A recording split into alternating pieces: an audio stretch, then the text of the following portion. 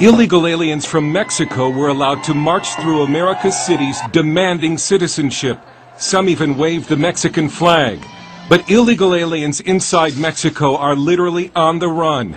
Most are from Guatemala and Honduras. Some travel by train. Some hide. They're trying to stay one step ahead of the Mexican police.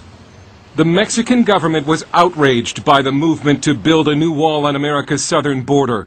Mexico's foreign secretary went before the cameras to protest that Mexican immigrants are not felons or terrorists.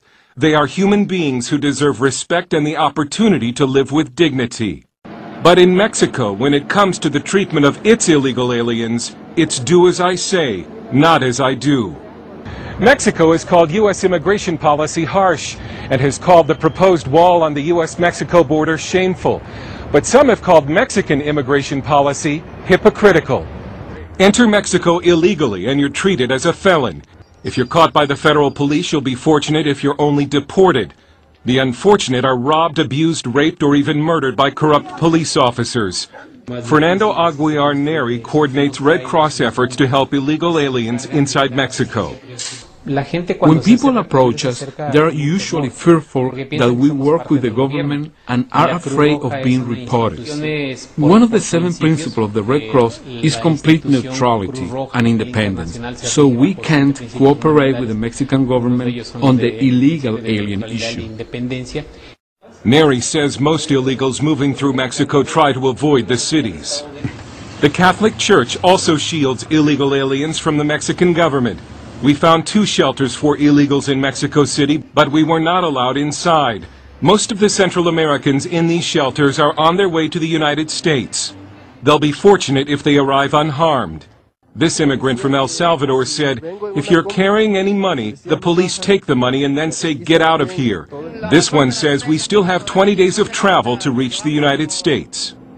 But if you're a Mexican citizen wanting to enter the U.S. illegally, then you can count on the Mexican government's full help and support. It even has a special department called Grupos Beta that allegedly helps Mexicans cross the U.S. border illegally.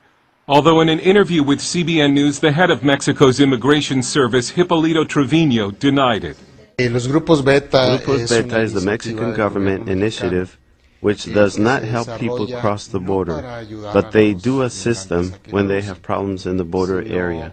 But Grupos Beta gives them this booklet, which includes tips on how to safely cross the U.S. border. Trevino denied the allegation that the immigrants are also given maps by the government. No maps. No maps. Okay. No recommendations about los animales venenosos.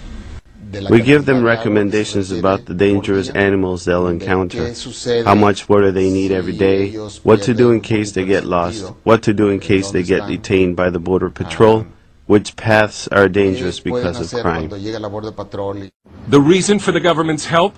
Cash sent home by Mexicans in the U.S. constitutes the 2nd biggest source of foreign currency in Mexico after the oil industry. $20 billion last year, or 2% of Mexico's GDP. About 10% of Mexico's population is now living in the United States, over 10 million people.